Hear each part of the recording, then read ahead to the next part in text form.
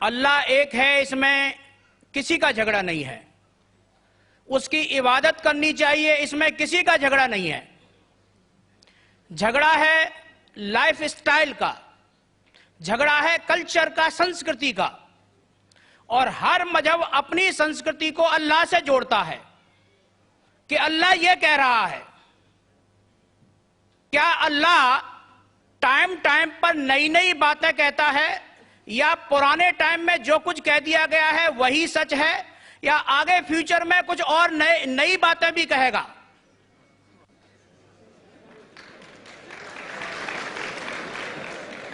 بھائی صاحب کا اچھا سوال تھا کہ کسی کو دو رائے نہیں کہ اللہ ایک ہے، بھگوان ایک ہے. سب مانتے کہ صرف اسی کی عبادت کرنا چاہیے، لیکن ہر مذہب اپنی کلچر، اپنی سنسکرتی کو دیکھ کے سٹائل بدلتا ہے. تو اللہ تعالیٰ جو پہلے کہہ چکا وہ ابھی بھی سیم ہے کہ ٹائم پہ بدلتا ہے. بھائی صاحب کا سوال اچھا ہے، لیکن یہ کہنا چاہتا ہوں جواب دینے کے پہلے، ان بھائی صاحب نے کہا کہ سب مانتے ہیں کہ اللہ ایک ہے. یہ میں نہیں مانتا ہوں کہ سب مانتے، میں نہیں مانتا ہوں کہ سب مانتے. یہ میرا فیلڈ ہے، یہ میرا فن ہے غیر مسلم سے بات کرنا. میں یہ نہیں مانتا ہوں کہ ہر غیر مسلم مانتے اللہ ایک ہے، کہ بھگوان ایک ہے. کئی لوگ بھگوان میں مانتے ہی نہیں، ناستک کہتے. اور جو لوگ کہتے بھگوان میں مانتے ہیں، ہر کوئی ایک میں نہیں مانتا. کتنے لوگ 3 میں مانتے، کتنے لوگ 100 میں مانتے، کتنے لوگ سب کچھ بھگوان مانتے. تو پہلے آپ کے جو سوال کا جو پہلا تھا، ہر انسان مانتا ہے بھگوان ایک ہے، اس سے میں متفق نہیں ہوں. دوسری چیز کہ سب ایک ہی بھگوان، ایک ہی ایشور کو پوجتے ہیں، کی عبادت کرتے، یہ بھی میں نہیں مانتا ہوں. یہ بات ہے کہ اکثر لوگ مانتے کہ بھگوان ایک ہے، یہاں تک کہ تو صحیح ہے، اکثر، سب نہیں اکثر. لیکن ایک ہی بھگوان کو پوجتے یہ بالکل غلط ہے. سب لوگ ایک بھگوان کو نہیں پوجتے. مثال کے طور پہ اکثر قرآن کی آیت ہے، قرآن کی آیت ہے کہ جو لوگ کہتے ہیں کہ ایک بھگوان کو مانتے ہیں لیکن اور کو بھی پوجتے ہیں، اسے کہتے ہیں شرک. آپ پوچھیں گے عام انسان بھگوان ایک ہے، مالک ایک ہے بولیں گے، لیکن جا رہے پوج رہے، بدھ کو پوج رہے، کبھی اس کو پوچھتے کبھی اس کو پوچھتے. تو یہ آپ اگر دھرم کی کتاب پڑھیں گے، بائبل پڑھو، وید پڑھو، یہ سب اس کی ممانعت ہے. یہ حرام ہے کہ کسی اور کو پوجنا. اس کے باوجود دھرم کے ماننے والے اکثر دوسری چیز کو پوجتے ہیں جو بالکل غلط ہے. تو یہ کہنا کہ انسان ایک ہی بھگوان میں مانتا ہے اور اسی کو پوجتا ہے بالکل غلط ہے. آپ دیکھیں گے عام طور پہ جو فرق ہے کہ جو قرآن کی آیت ہے تعالیٰ الی کلمۃ سواء بین بینکم، آپس میں اس چیز پہ آؤ جو ہم اور آپ میں یکساں ہے.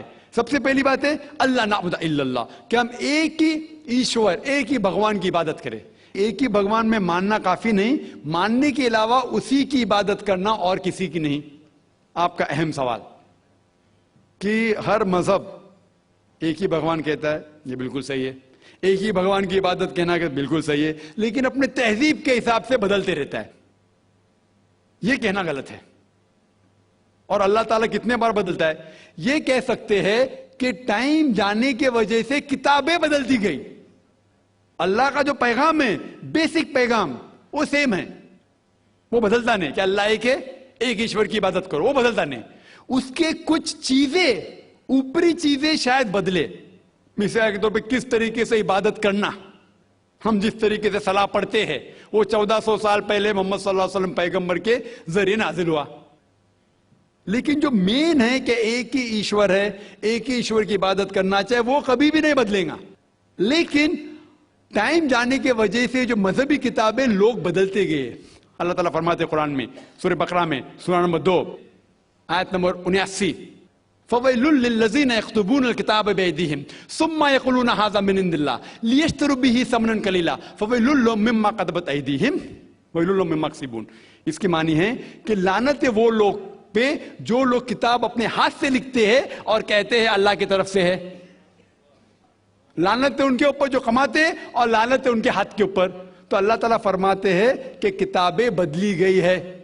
تو جتنے مذہبی کتابیں ہیں آج کی تاریخ میں، ساری قرآن مجید کو چھوڑ کے، ولیم مور ایک کرٹک ہے، اسلام کے خلاف کتاب لکھتا ہے، بہت شدت سے اسلام کے خلاف ہے. ان نے لکھی تھی 200 سال پہلے کہ شاید ایک ہی مذہبی کتاب ہے جو پوری پاک ہے 1200 سال تک کے، وہ ہے قرآن. تو ایک ہی کتاب جو محفوظ ہے. کیوں؟ اللہ سبحانہ و تعالی کہتے ہیں قرآن میں سورہ ہجر میں سورہ نمبر 15 آیت نمبر 9 میں کہ میں نے قرآن نازل کیا ہے اور میں اس کی حفاظت کروں گا. جتنے پہلے کتابیں آئے وہ وقت کے حساب سے بدل دیے اور اللہ سبحانہ و تعالیٰ نے اسے محفوظ رکھنے کی ضرورت سمجھا ہی نہیں. کیوں؟ کیونکہ جتنے پیغمبر محمد صلی اللہ علیہ وسلم کے پہلے آئے وہ پیغمبر صرف اپنی قوم کے لیے آئے اور کچھ وقت کے لیے آئے, تا قیامت تک نہیں. عیسیٰ علیہ السلام صرف یہود کے لیے آئے, موسیٰ علیہ السلام اس وقت کے لیے آئے. جتنے پیغمبر آئے اپنی قوم کے لیے آئے اور کچھ محدود وقت کے لیے آئے, ایک قوم کے لیے آئے. لیکن محمد صلی اللہ علیہ وسلم آخری پیغمبر صرف مسلم یا صرف عربوں کے لیے نہیں آئے, ساری انسانیت کے لیے آئے. اور جو کلام ان کے ذریعے نازل ہوا اللہ سبحانہ قرآن, وہ صرف مسلم کے لیے نہیں اور صرف اس وقت کے لیے, وہ ساری انسانیت کے لیے اور تا قیامت تک ہے. تو کیونکہ یہ کتاب محفوظ رکھنے والی کتاب ہے, یہ کتاب کبھی نہیں بدلیں گی, یہ آخری ہے. اور اللہ تعالیٰ فرماتے سورہ مائدہ میں سورہ نمبر 5 آیت نمبر 3 میں کہ میں نے انسانوں کے لیے اسلام چنا اور ان کے لیے یہ مذہب سب سے بہترین مذہب چنا اور یہ مکمل ہو گیا. اس کے بعد کچھ چیز نئی نئی آئیں گی اور کچھ چیز نکالی نہیں جا سکتی. تو پہلے جتنے کتابیں آئے, جتنے نازل ہوئے اللہ تعالیٰ کے, وہ بدلتے گئے کیونکہ اسے محفوظ رکھنے کی ضرورت تھی نہیں, کیونکہ وہ پیغام پورا مکمل پیغام تا قیامت تک تھا ہی نہیں. لیکن آخری پیغمبر محمد صلی اللہ علیہ وسلم 1400 سال پہلے آئے, ان کا جو پیغام ہے اور جو کتاب نازل کی گئی قرآن وہ تا قیامت تک ہونے والی تھی, اسی لیے اسے محفوظ رکھا گیا ہے. تو اللہ سبحانہ و تعالیٰ نے 1400 سال پہلے سمجھے کہ یہ وقت ہی صحیح ہے کہ انسانیت اس درجے پہ پہنچ گئی کہ وہ قرآن کو سمجھ سکے. آپ مجھے پوچھیں گے کہ قرآن پہلے کیوں نازل کیا, 1400 سال پہلے کیوں کیا, 10,000 سال پہلے کیوں نہیں کیا؟ تو میں کہوں گا کہ اللہ تعالیٰ ہمارا خالق ہے, وہ جانتا ہے کہ انسان کب کس چیز سمجھ سکے. مثال تو میرا بیٹا کہیں گا کہ مجھے ڈاکٹر بننے کا ڈائریکٹ میڈیکل کالج میں ڈالو, میں بولوں گا پہلے بھائی 10th کرو, اسکول جاؤ, پھر کالج جاؤ, پھر میڈیکل کالج جاؤ.